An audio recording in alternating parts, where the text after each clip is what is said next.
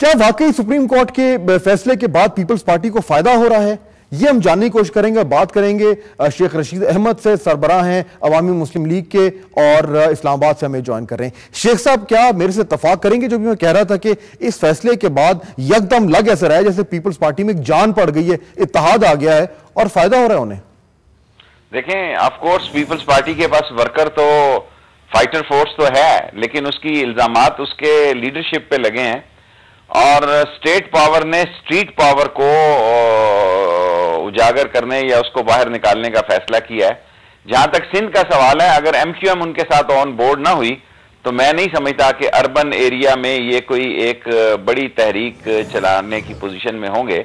लेकिन सबसे हैरानकुन बात है कि पाकिस्तान की सियासी तारीख में ये पहला वाक़या होगा कि सदर, prime minister, chairman senate, speaker कौमी असम्बली और ये सब स्टेट के जो लोग हैं वो अपने आप को इतना मुतजलजल और इतना बहरान में और इतना अनडिसाइसिव पा रहे हैं। और अभी चंद दिनों बाद जब ये बैंकिंग के बैंकर्स जो विलफुल डिफॉल्टर हैं, जो जानबूझकर जिन्होंने बैंकों के लोग सरमाए को लूटा है, उनकी लिस्टें भी अभी फौजिया वहाब साहब ने कहा। यही तो सितम ज़रीफी है जिसका मैं आपसे जानना चाह रहा हूं। मुझे भी एहसास है कि जो ये करप्शन के इल्जामात हैं, जो बैड गवर्नेंस है, इनकी कारकर्दगी हुकूमत में जो है वो बहुत अभी तक खराब है, ये बैंक डिफॉल्ट वगैरह वगैरह, ये सारी चीजें एक जगह अवाम इनको जानती है। लेकिन ये सुप्रीम कोर्ट के फैसले के बाद एक सियासत का रुख चेंज हो रहा है और पीपल्स पार्टी उससे ऐसे फायदा उठा रही है कि वो अपनी जो विक्टिमहुड की सियासत है वो करना शुरू हो गई और उससे फायदा हो रहा है, इत्तेहाद हो रहा है। तो ये तो एक,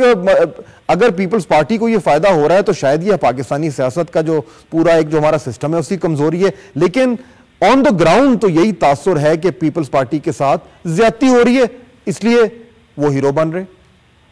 देखिए, पीपल्स पार्टी चाहेगी तो ये कि उसे कोई निकाल दे, मारवाए कानून उसे कोई निकाल दे ताकि वो मजलूम बन के सिंध में और एक अगली सियासत के लिए एक अपनी सियासत की जगह बना सकें, क्योंकि मुल्क की इकोनॉमिक कंडीशन थोड़े अरसे में बहुत खराब होने जा रही है। लेकिन कोई सियासी पार्टी उन्हें अंदर से काट रही है, एक सियासी पार्टी खुलकर सामने नहीं आ रही। लेकिन पिछले 48 घंटों में जिस तरह उन्होंने उस सियासी पार्टी के खिलाफ भी अपने आप को बयानबाजी की हद तक तो तैयार किया है, तो मैं ये समझता हूं कि पीपल्स पार्टी जो है चीफ जस्टिस को और अदलिया के फैसले को एड्रेस करने जा रही है और उन्होंने ये फैसला कर लिया है। लेकिन इसके नतायज जो हैं, हमारे दौर में जबकि वर्दी वाले सदर थे और पूरा एक सिस्टम चल रहा था,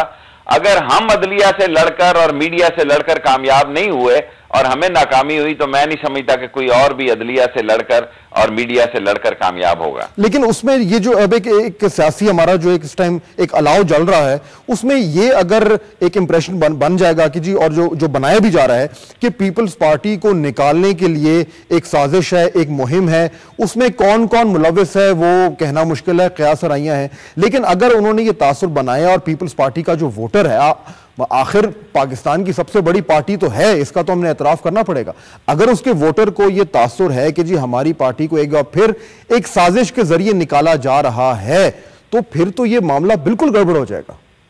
देखें, अगर मारवाए अदालत और मारवाए जमहूरियत और मारवाए पार्लियामेंट कोई फैसला हुआ या कोई ऐसा कदम, अगर कोई खतरे के निशान तक हालात पहुंच गए तो वो एक और बात है। लेकिन अदलिया के फैसले से मैं समझता हूं कि टकराव की वो सूरत हाल जो ये पैदा करने जा रहे हैं, इससे बेहतरी कम होगी और नुकसान के ज्यादा अंदेशे हैं। इनको इतनी बड़ी कोई थ्रेट नहीं है, कोई डिसीजन, अगर ये कहना कि सुप्रीम कोर्ट ने कोई ऐसा डिसीजन दे दिया है कि जो कि बहुत ज्यादा उनका इखलाकी तौर पर तो बहुत बड़ा उनको नुकसान पहुंचा है, उनके इमेज को नुकसान पहुंचा है, उनकी क्रेडिबिलिटी को नुकसान पहुंचा है, उनकी गवर्नेंस चैलेंज हुई है, लेकिन कोई ऐसा हैमरिंग नहीं की गई कि उनके लिए सियासत करने की गुंजाइश नहीं है। सियासत करने के लिए उनकी गुंजाइश है और जिस तरह वो सियासी राब्ते कर रहे हैं, इसका मतलब ये है, जिस तरह सियासी पार्टियों को वो ऑन बोर्ड कर रहे हैं, इसका मतलब ये है कि वो सियासत में कंटिन्यू कर रहे हैं। ठीक है, बहुत शुक्रिया। शेख रशीद अहमद ज्वाइन कर रहे थे, कह रहे थे कि इतना बड़ा खतरा बज़ाहिर पीपल्स पार्टी को नहीं है। लेकिन आज के प्रोग्राम में हम इसी मौजू के कुछ और बहुत ही अहम पहलू हैं उन पे बात करेंगे कि सीईसी मीटिंग जो हुई उसमें हुआ क्या और पीपल्स पार्टी खुद इस पिछले 48 घंटे को या 72 घंटों को कैसे देख रही है, और उसके बाद सुप्रीम कोर्ट के जो फैसला आया है उसमें क्या वाकई में सुप्रीम कोर्ट ने अपने जो इख्तियारात हैं उनसे तजावुज़ किया है? नाराज रहनुमा भी पार्टी क़यादत के साथ खड़े हो गए हैं। क्या फैसला हुकूमत के लिए ताज़ा हवा का झोंका साबित होगा? इस पर हम बात करेंगे इस ब्रेक के बाद।